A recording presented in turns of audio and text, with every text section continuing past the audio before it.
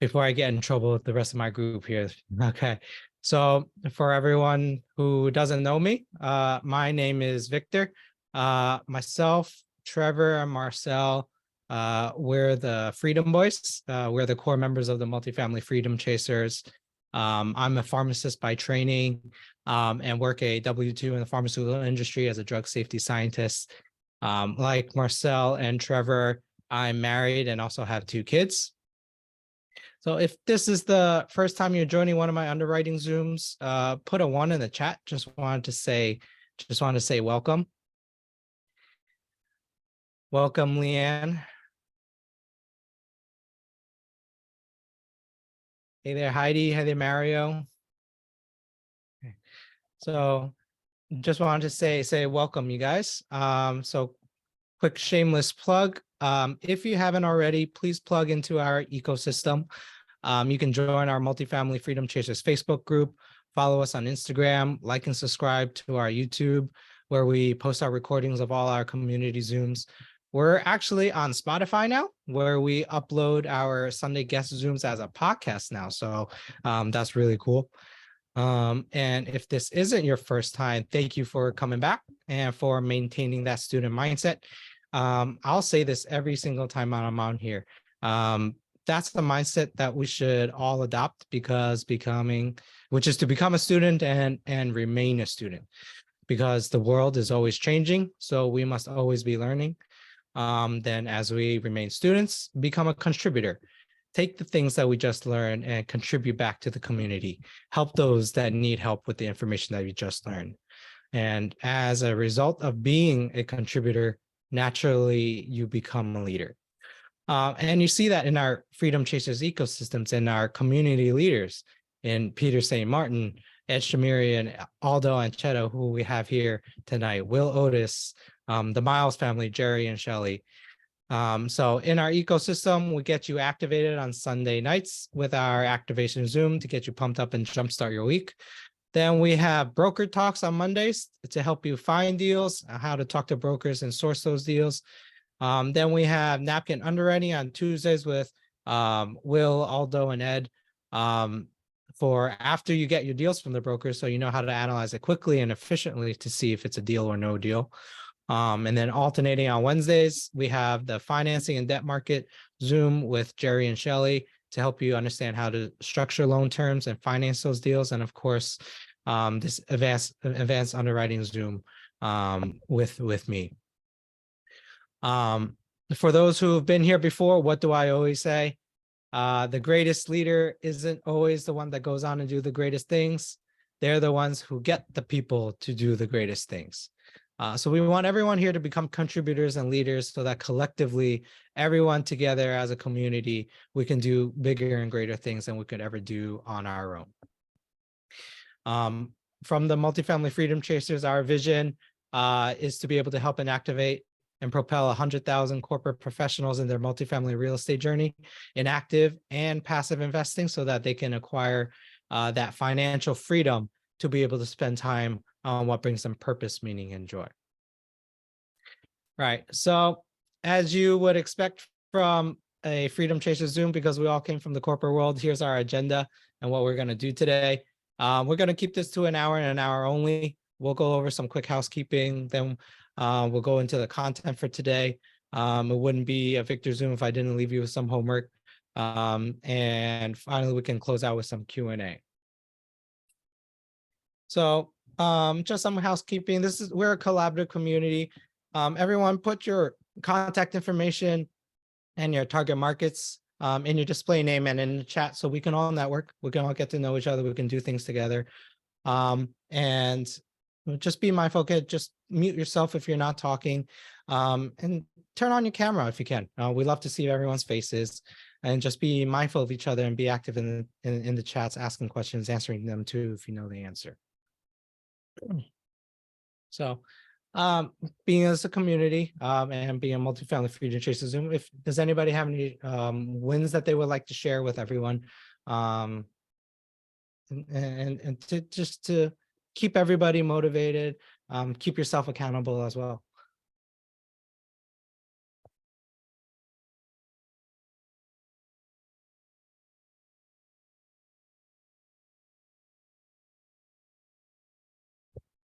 Aldo, I'm gonna pick on you. Do you have anything? I was just gonna say I can go, or we can just volunteer somebody. That's what we do in our Zooms, man. We just pick somebody random, and they're like, "You gotta come up." All right. Well, I'll leave the wand up to you for this part. You want to choose somebody? Actually, well, Michael's got his hand up, man. Come on, Cigar King, let's go. Although you know what it is, man. Hawk. Hey man, so I'm working a deal in Baltimore. We found that it had some concessions on it. So just the concessions from the rent, too many concessions across the board. So I'm gonna continue to work it, but I mean it's a win to know how and you'll see some of this in the advanced underwriting. Hopefully people will learn. You look how to look at the numbers, and then you want to see the concessions kind of fade out, over time over a year.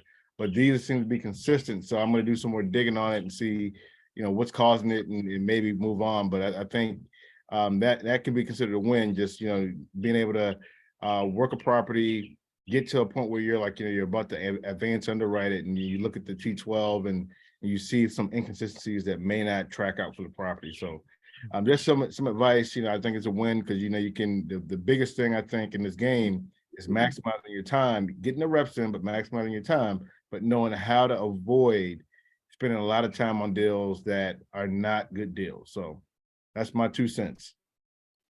Awesome. Thank you so much, Hawk. Okay. So I guess we can, if nobody else wants to share anything, we can move on.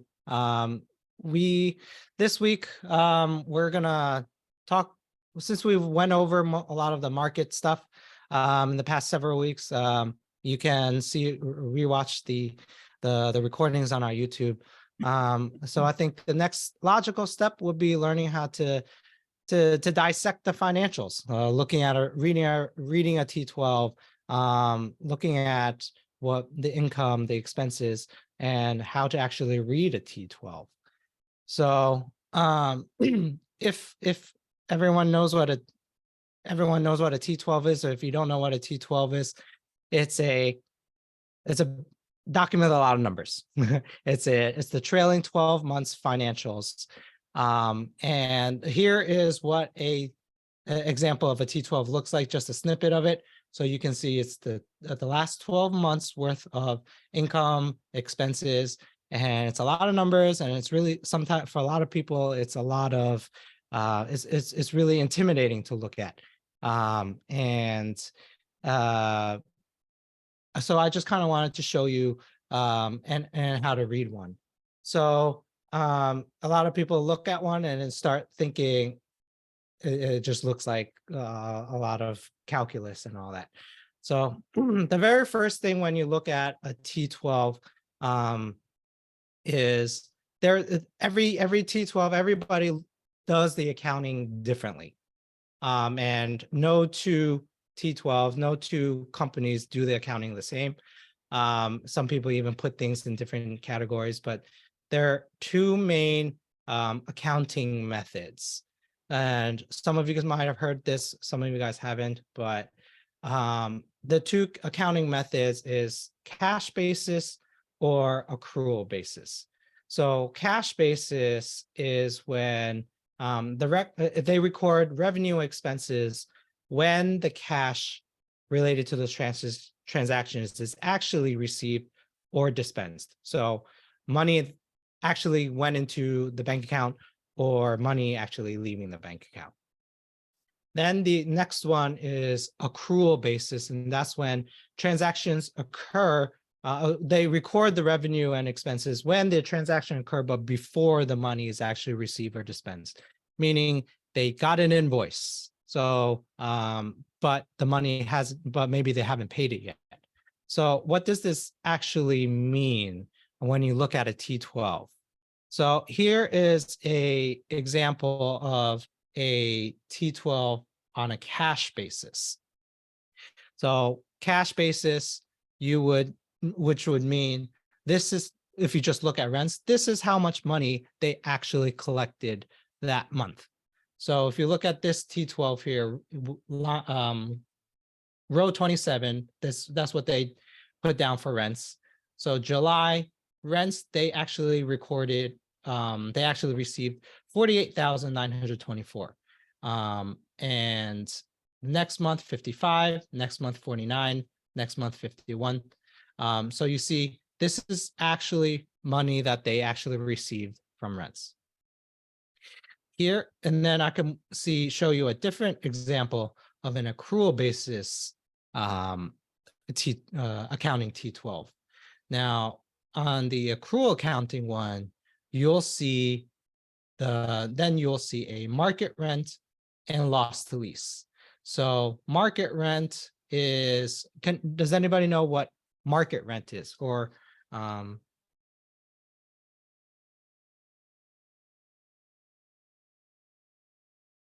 so market rent is what someone thinks that the what the units that they have should be able to rent for if it was 100% occupied.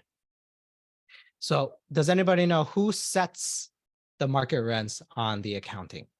Anybody have any idea? Anybody want to raise their hand?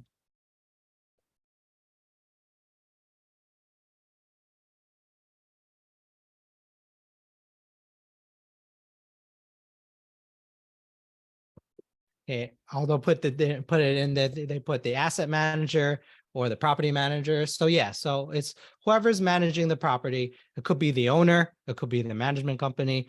So just keep the eye open. Just understand that this is a subjective number. Somebody could always say that I can rent my units for $1,300. Whether the market actually allows for that, that's a different story. So when you're looking at a T12, always keep that in mind, that the market rent on a accrual basis T12 may not actually be what you can actually get. So you can see here, usually if you look at an accrual basis T12, the market rents usually are pretty steady. So if you look at here, they have market rents starting at 397, then 398, 395, 394. So a good property management company would actually assess month after month what they think what they think that the market rent should be. Now, what should raise a red flag or something that can catch your attention, should catch your attention, is when you look at the market rent and it all of a sudden jumps a lot. So you see here, March, April, May. March here they think the market rent is $393,000, which is relatively consistent for compared to the rents prior. And then all of a sudden in April, the market rent, they jumped up to $411,000. So that could be that they are trying to prepare for a sell, that they say, oh, actually, I think that the market rents you could collect should be this. And so what does that end up doing? You look at the loss to lease line, then you would look like you have a lot of loss to lease.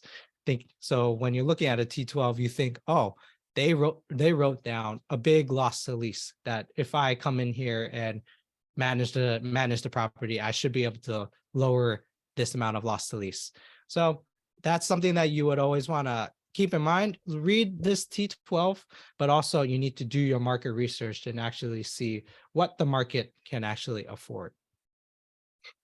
So if you looked at this, if you were looking at a cash accrual and compared to looking at cash basis and accrual basis, this cash accrual rents here would essentially be what your net rental income would be on a accrual basis accounting.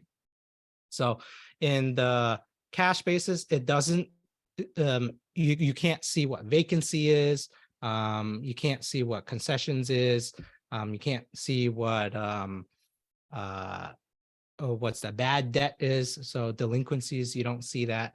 So you only see truly what is the amount that they received. Versus on the accrual, you would see lines for bad debt. You could see lines for delinquency, rent concessions, things like that.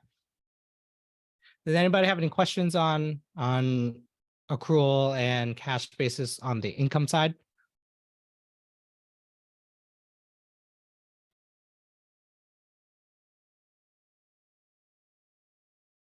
And we're all good. Okay. So after income, then you have your expenses. So when you're looking at cash basis expenses, just keep in mind that's when expenses is actually paid. So what are the big things to look out for? The big things is insurance and taxes. So insurance, some properties they pay it through escrow. If it's a smaller property, maybe they don't escrow it and then they just pay it in a bulk sum. So here you see cash basis. It looks like they pay it monthly. Maybe it was an escrow. And some properties you would see 0, 0, 0, 0, 0, and then all of a sudden you see like a big payment in March or April or something like that, and then 0, 0, 0 out. So something you want to keep in mind is, again, this is exactly when so that's when the owner actually paid it. So when you are looking at a cash basis T12, you would need to understand, don't just look at what they paid. You definitely need an insurance quote to see what you would truly be paying for an insurance. A lot of people sometimes just kind of take a look at the T12, just add on a 3%. Sometimes even lenders, they just do that. They just take a look at a T12 and just assume that's how much the insurance would be and tack on a 3% for any kind of inflation and that kind of stuff. So for insurance, you always want to take a look at get an insurance quote. So that's the difference between cash basis and accrual basis. Cash basis, it was actually what they paid, versus accrual will be when they have a invoice for it.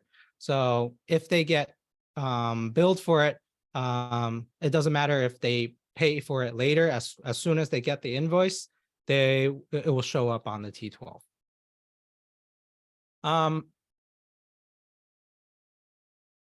Let me think. Is there anything else that we want to go over about reading a T12?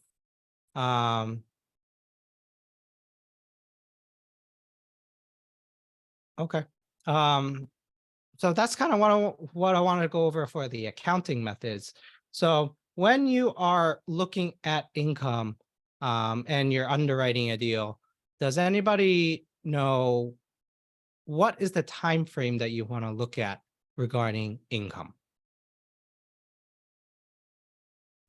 The previous 3 months? Previous 3 months. Is that iffy? Yeah, it's me. Hey. Long time no see, Iffy. So why do we want to take a look at the last 3 months? It's the most accurate reflection of the property's condition and current status.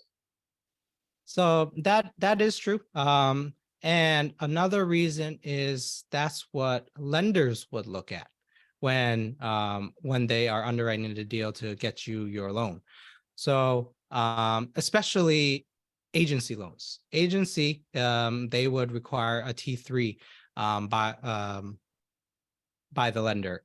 Now, if you have a bank loan, if you're looking for a bank lender, they may actually look at a T12 income. But agency loans they look at a T3. And then when you look at expenses, what is the time frame that you want to look at for expenses? The full 12 months. Yeah, you would want to look at the full 12 months.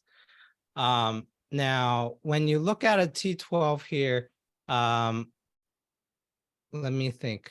Yeah, so when you look at the income, what are the type of stuff that you may want to not take into account in your underwriting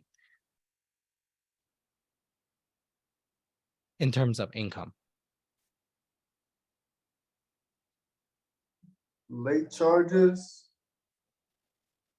Yeah, so things like late charges, these are management specific, right?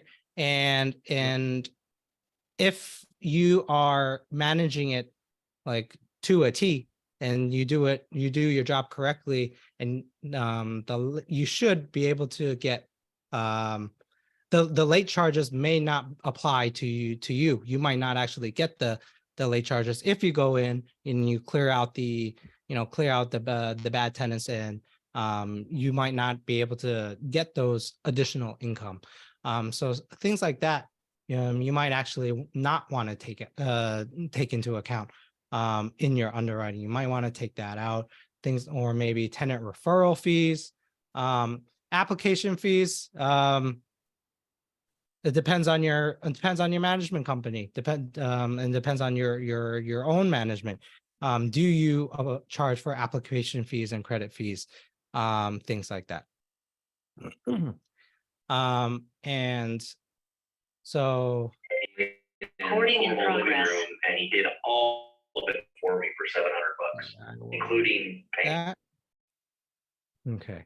So does anybody have any questions regarding looking at income when you're looking at a T12?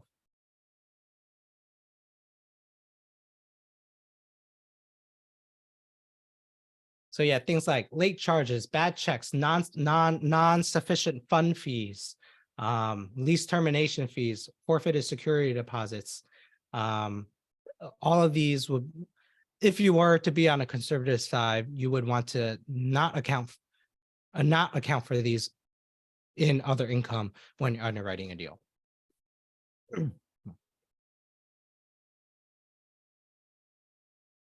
Okay, so then when you're looking at vacancies, what is the difference between a physical vacancy and an economic vacancy?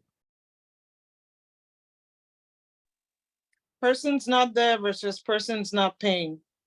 Yeah, so physical vacancy would be a unit that is in rent-ready condition.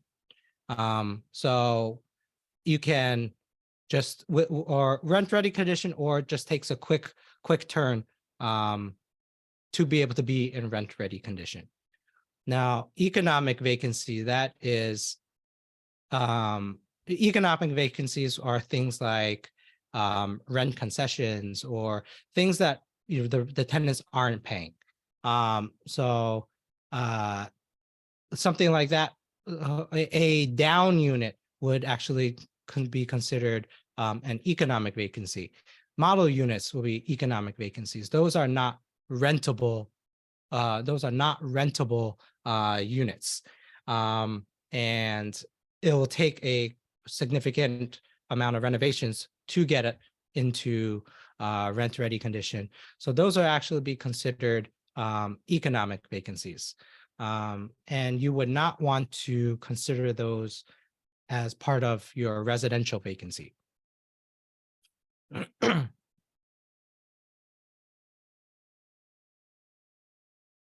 So Victor, if you have a model unit that's going to always stay as a model unit Mhm. in, say, a 200 unit building, do you consider that building 200 units or 199?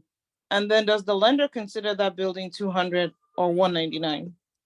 So I think that would depend on your business plan as well, right? So when a lender takes a look at it, so we were looking at a 102 unit property, right? It was a 102 townhomes. One of the units was actually the office. So in a lender's view, it would actually just be 101 units because the one of them is actually considered the office. So you would underwrite it to 101 units.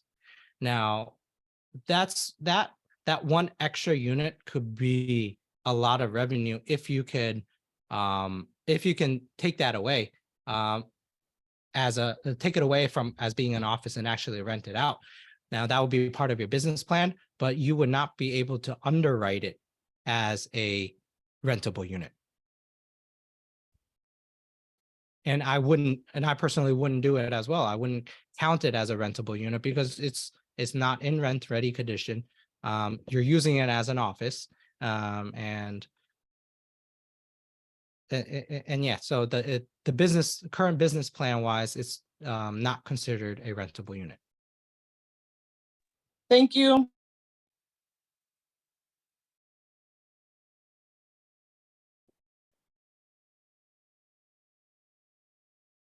Okay. Now, when we're looking at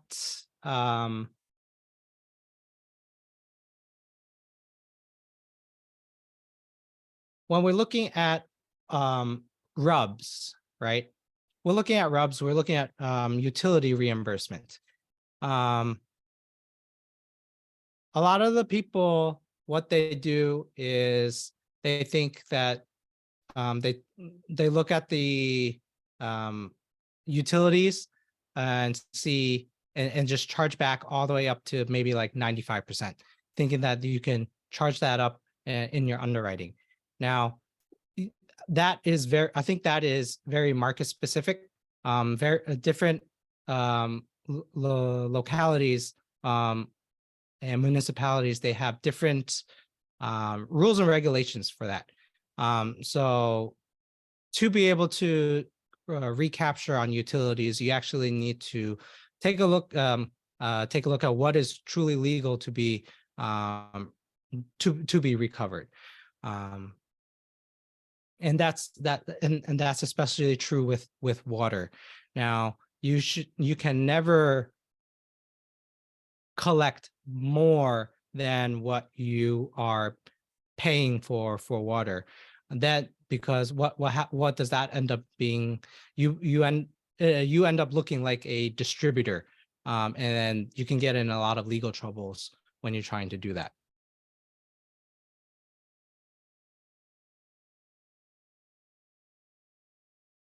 So I kind of went through a lot of what I wanted to go through when looking at a T12 without looking into a deal analyzer. Does anybody have any questions before looking at a T12? And any more specific questions? What about items that you wouldn't consider in the expense structure side for underwriting? Mm-hmm. So what is considered above the line and below the line items? Is that kind of what your questions is? Yes, if you go over that, it'd be great. Okay, so above the line will be above the NOI line. Expenses are operational expenses. So what are operational expenses? Operational expenses are expenses required to run the property. So what are the things that are not required to run a property? That would be things like debt service, right? So debt service, your mortgage, your mortgage, your insurance. You don't need a mortgage insurance to run a deal. If you paid all cash, you don't have mortgage and insurance. CapEx. CapEx is considered below the line, and CapEx is capital expenditures, and that's capital improvements. That's different than repairs and maintenance, which is repairs and maintenance is when you fix an item. Capital expenditures is like when you replace an item or you improve the property. You don't need so that's actually considered below the line. Anybody else have any other ideas of what's above the line and below the line?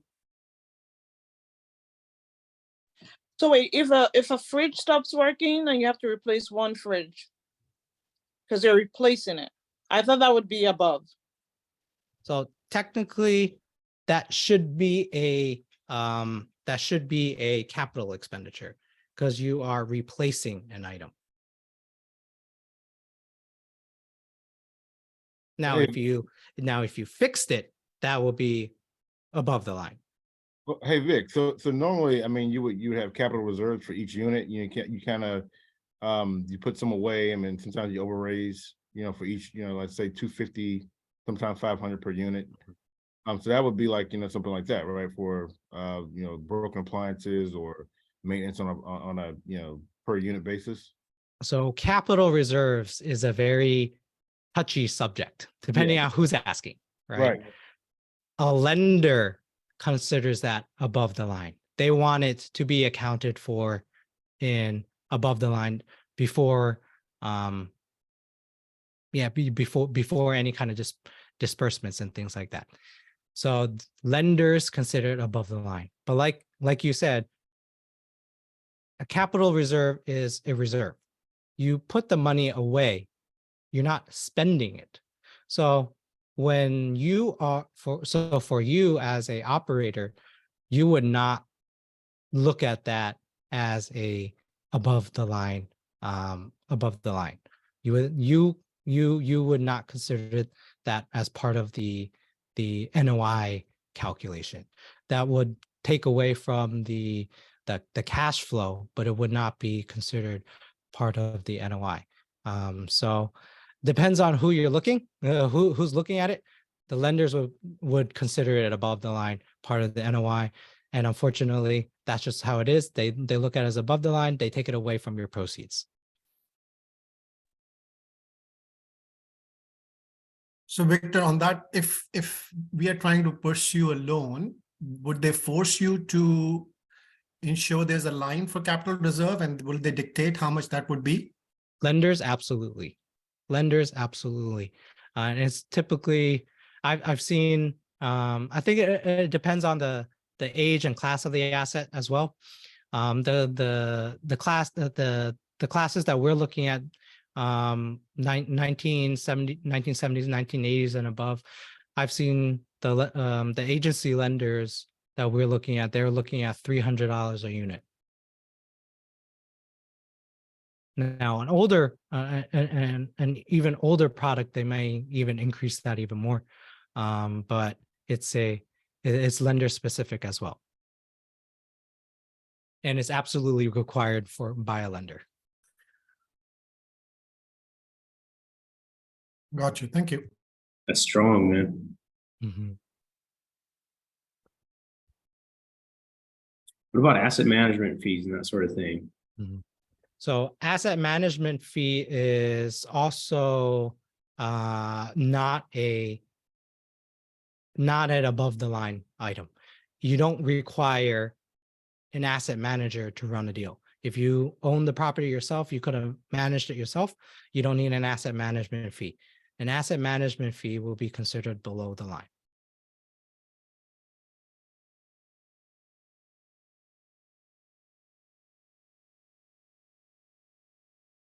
Okay. So if nobody has any more questions, I'll show you guys the tool that we usually look at, that we usually use when in analyzing a deal. We use the Michael Blanc syndicated deal analyzer.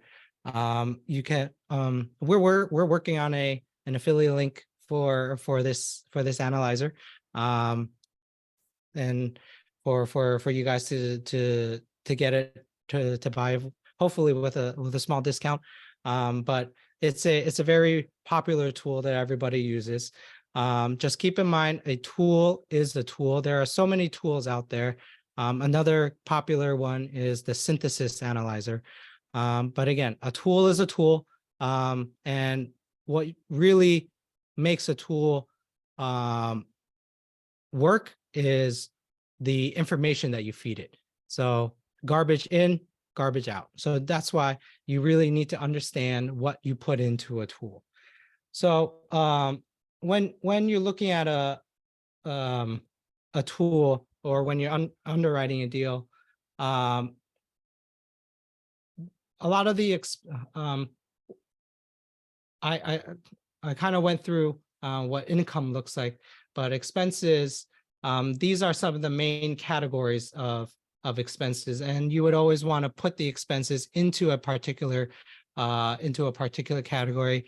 The reason why is you can take a look at each individual category and see how much you're paying per unit, and you can compare it to the market, and see if there's any operational efficiencies that you can actually you can actually do. So the main categories when you're looking at the T12 for expense wise is advertising, contract services, utilities will be gas and electric. In this analyzer tool, they lump it together. Some don't. Then there's general admin. Anybody know what general admin is? What kind of expenses is general admin? It could be paper, it could be anything that runs the operations of the property. Yeah, so anything that runs the operations, like office type stuff, paper, and any kind of internet or computers, subscriptions, and maybe even fire and security could be in here as well. And then insurance, legal would be things like if you needed evictions, things like that. Of course, taxes, trash removal in this syndicated deal analyzer, they separated it out from all the other different utilities. Some tools, they lump all of the things together.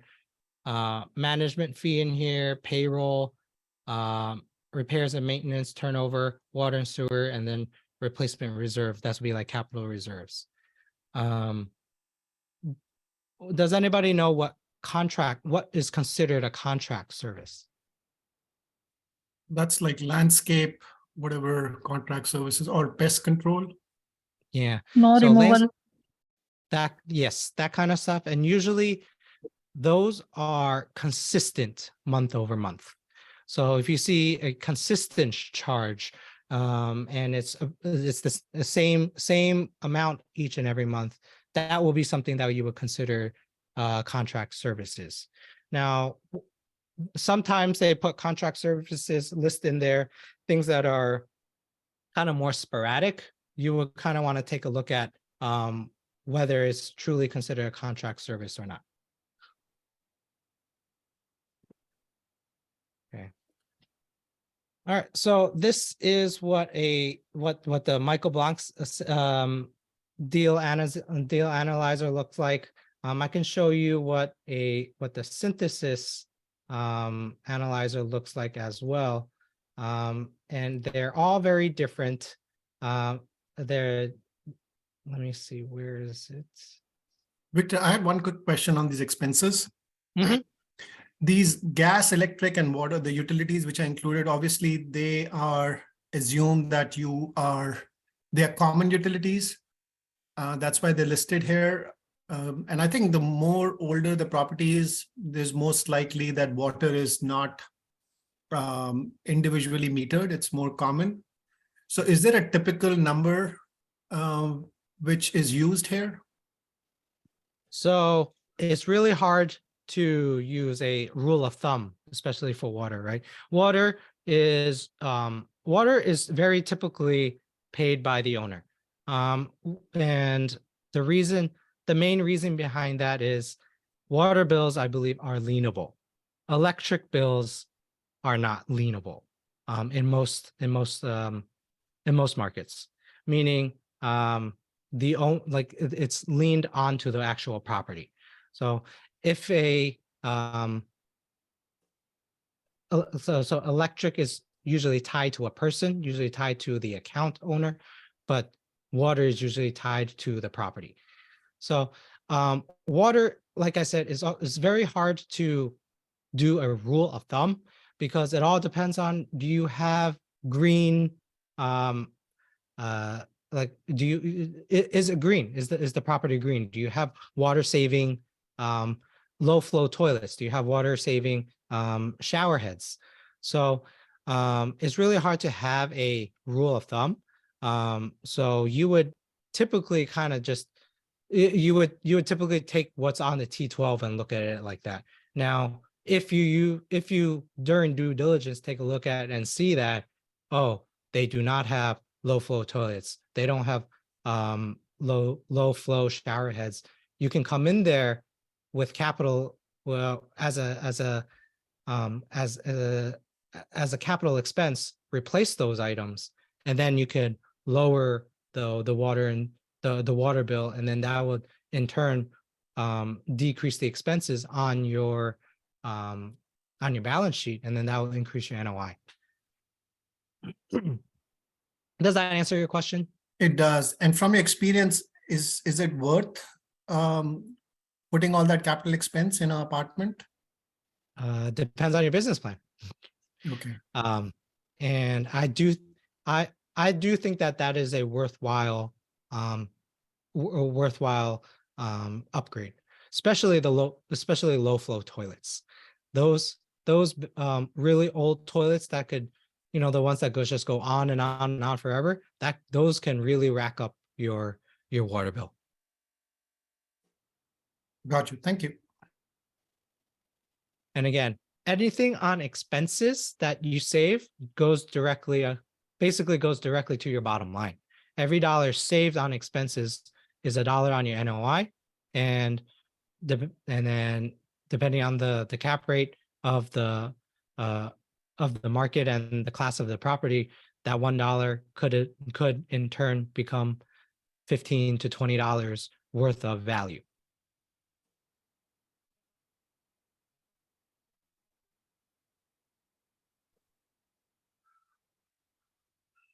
So this is what the Michael Blanc syndicated deal analyzer looks like. Again, as I said, another very popular analyzer is the synthesis deal analyzer. This one's a little bit more, it looks a little bit more comprehensive. But essentially it does this, you do the same thing. You go in here and you plug in what your expenses would be, and you input what your rent escalator would be, your rent escalator would be, income escalator would be, expense escalator would be, and then put in your what your expected vacancy is, your expected concessions would be, RUBS, other income, things like that.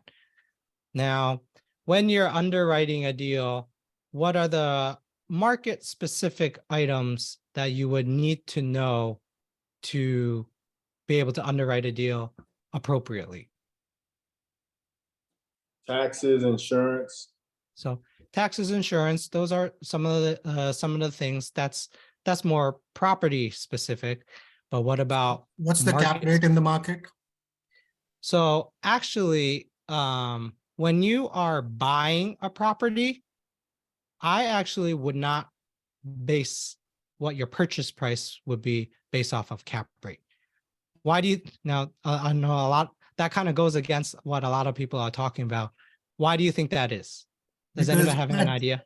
Yeah, because so I was thinking cap rate of the market, because when I'm doing my underwriting, I'm also trying to figure out when I'm refinancing and when I'm selling the property. Mm-hmm. And when I'm selling the property, I'm making an assumption of what the market cap rate would be so that I can understand what my exit would be. Okay. Yeah. So in that sense, then you're looking at cap rate correctly. So when you're buying a property, you wouldn't base your purchase price on what the cap rate of the market would be, because when you're buying a property, you should be buying the property based off the returns, based off of your returns, based off of your own risks. So if your target IRR, say, is 15, 16, or maybe even 17%, that might be different compared to another investor whose risk is lower. They may only require a 15% IRR, and maybe you're targeting a 17% IRR, then you may require a lower purchase price. Then as you said, cap rates, the only time you would really look at cap rates is on the reversion, which is on the sale. So and then that in turn would affect your returns. So that's the only time that I would actually only look at cap rate, which is when you are projecting what is the cap rate that you could sell the property at when you have completed your business plan and when you think it's time to sell. Now, cap rate is not relevant during refinance. Why do you think that is?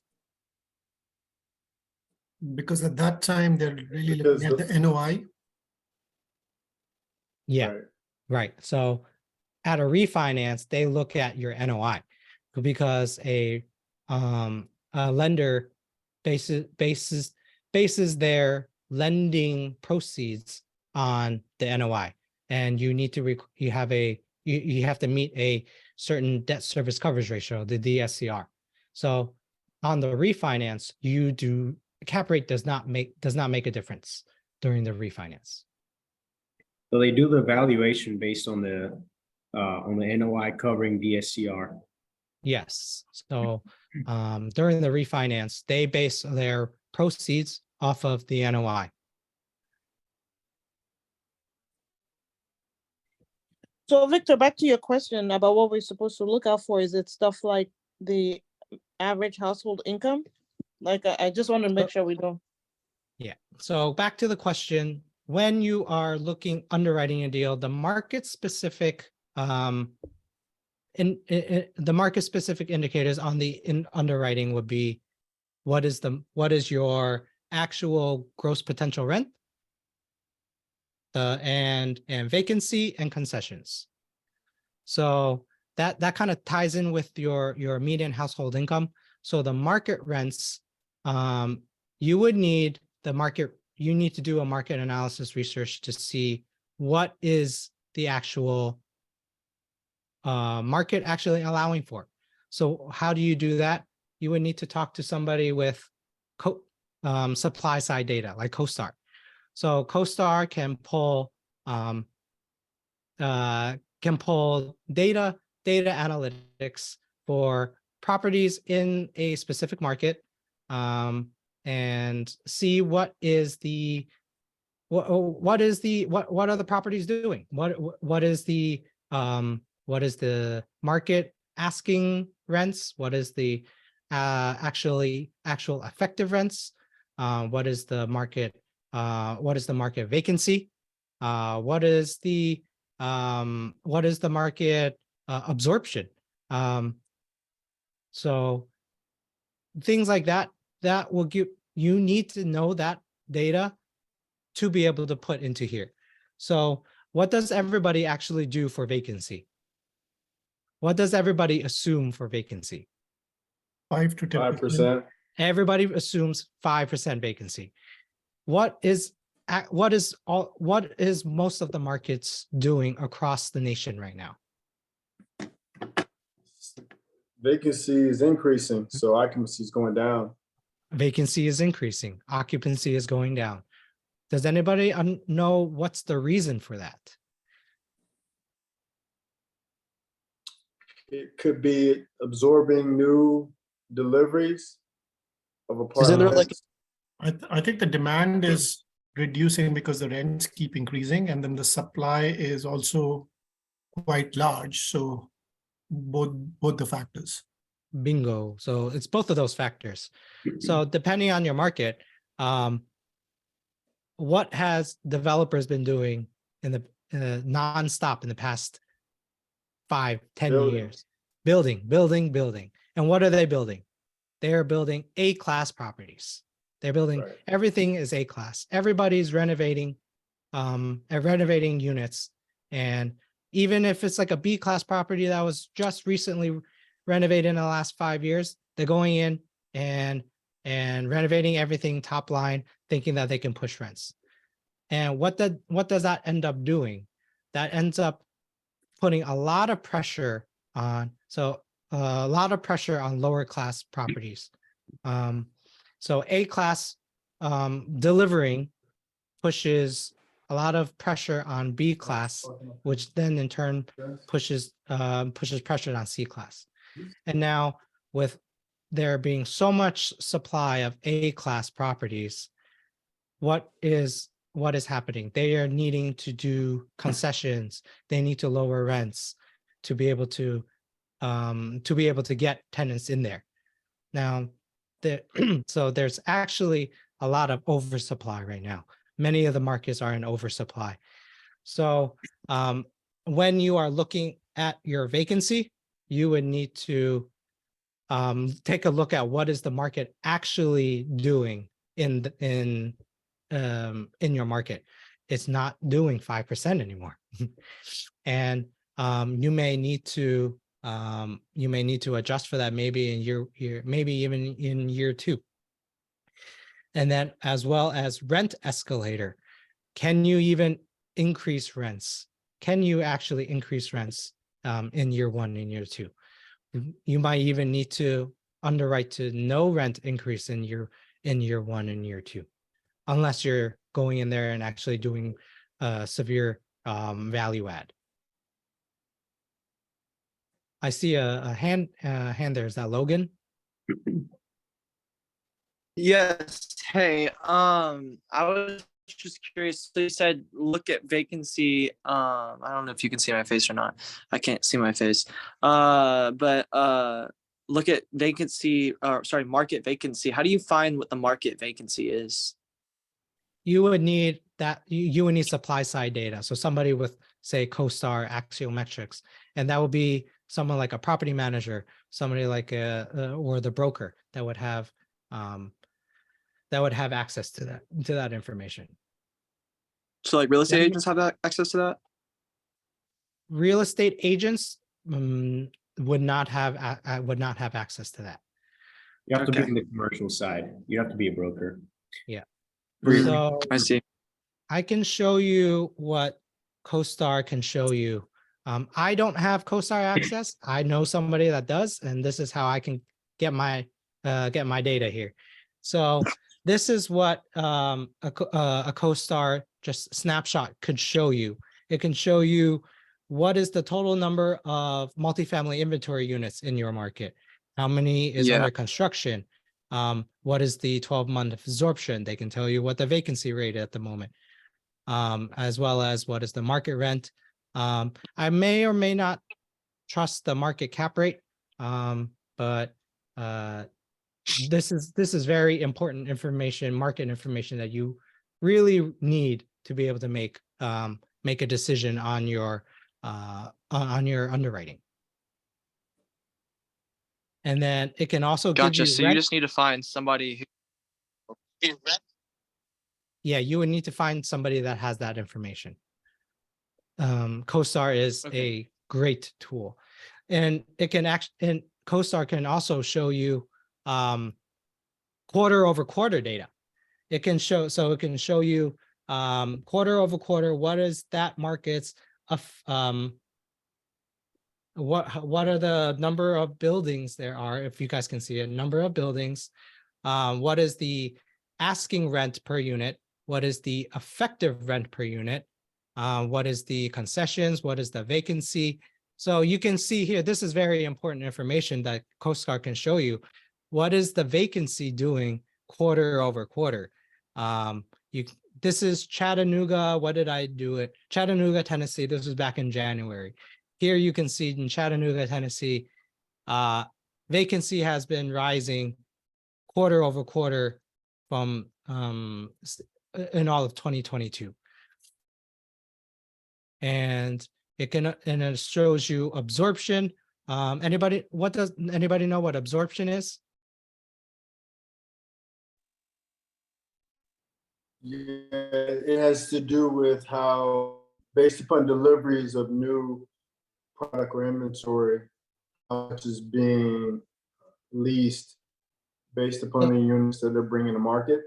Yeah, so absorption is the number of occupied units at the end of the time period compared to the number of occupied units in the beginning of the time period. So in this quarter, they have an additional 147 units occupied from the end of the quarter compared to the beginning of the quarter. Now, what you really want to compare that is with the number of units delivered to the market. So again, Costar can show you the number of deliveries of units that came online in that market. So here you see number of units delivered, 258 units in this quarter went online. So they were delivered. So probably construction was completed. But in that quarter, only 160, where did that column go? I think it was 106. Column, I think it was 100 and column where did R6, right? 147. So yeah, so they delivered 258 units. You only absorbed 147 units. So that's an additional 110 units that went online that were not filled. So that in turn, what does that mean? That increases the vacancy of that market. And then you look at that quarter over quarter. Next quarter, 141 went online. Oh, this one, okay, well, 157 got occupied. So an additional 16 units got taken offline. But in the next quarter, 593 units came online. What happened here? Only 29 absorbed. So that's over 500 additional units that came online that did not get filled. So that increases the vacancy. And then the next quarter, another 128 came online, and actually 165 less units are occupied at the end of the time period compared to the beginning of the period. So that means people are actually leaving the market. So this is the type of information that you really want to take a look at to be able to make your assumptions in your underwriting. I see another familiar face, Andrea. I see you have your hand up. Hey, Victor. Thank you so Hey, much how you doing? for doing all this. This is great information. I was going to ask you, what underwriting model are you guys comfortable with using? And is it the Michael Blanc one or the synthesizer that you shuffle between, or do you use both whenever you're doing an analysis? So the main difference between the two is Michael Blanc does not have a hurdle. So the synthesis analyzer tool, this is more of a true syndication kind of deal analyzer. You can put in your pref, you can put in your hurdles. The Michael Blanc deal analyzer does not allow for that. It depends. For me, we've always been using the Michael Blanc one as our main analyzer tool. Depending on who you work with, we are doing a lot, working a lot with Massive Capital. They use the synthesis analyzer tool, so we kind of have to use both. So we would put our underwriting into the synthesis analyzer because that's what they kind of use. But no matter what, a tool is a tool. Garbage in, garbage out. What really matters is the information that you put in. Yeah, and I know that's great information. I mean, there's so many pro formas out there. I was just curious what you guys are used to and comfortable with. And also with the Costar Access, when we were out in Ohio last time, we talked to some people who use Costar, just agents or brokers. How did you build that Costar connection? I mean, I was just able to get a couple reports from them, but were you able to get access just by partnering with them and, becoming friends? So, It's an expensive tool. yeah, you would need to become friends with them, right? So I joined another community and found somebody that can actually help provide these these reports for us. So it's really a buddy system. Love it. And that's just the nature of this game. It's a relationship game. This is a relationship field. Um, you need people to know who you are, know what you're doing. Because people that don't know you can't flow you. That's what Uncle G says. So yeah, so you really need to be able to be successful in this in underwriting and in this field. I think something like Costar is really necessary to be able, especially if you're an underwriter. Yeah, for sure. Thank you. Mhm.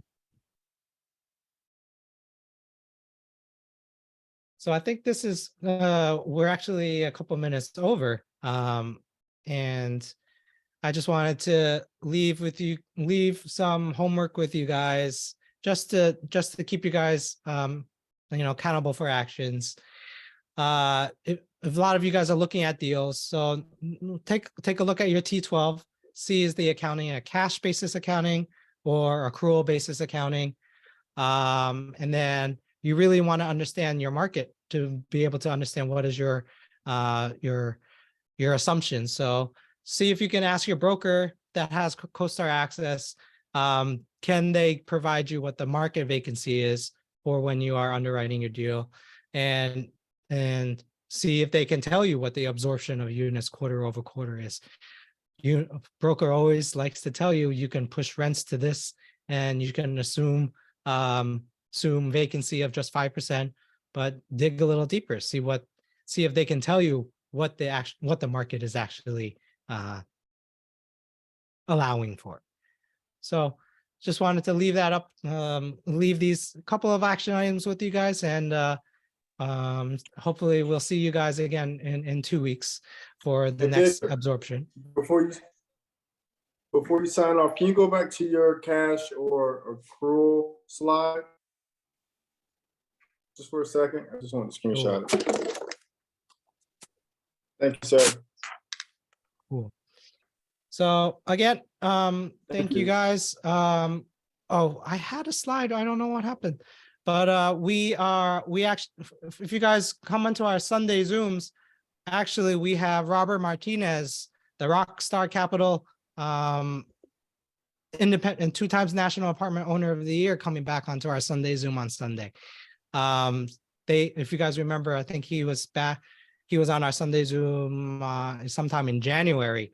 And we have the honor of bringing him back on again. He's actually one of our mentors. We actually joined his program. So this guy, and he is a independent operator, independent owner. He is a operator first. He is not a syndicator first, like a lot of the other groups. So he's very operations heavy, very ops focused. So now is the time to be very ops focused. If you're trying to save a deal, you really need to understand how to run a deal, how to operate, maximize efficiencies. So again, we're honored to have him again here on Sunday. So tune in on Sunday weekend, and then see what he has to say this time. All right. So thank you guys again, and we'll see you guys again soon.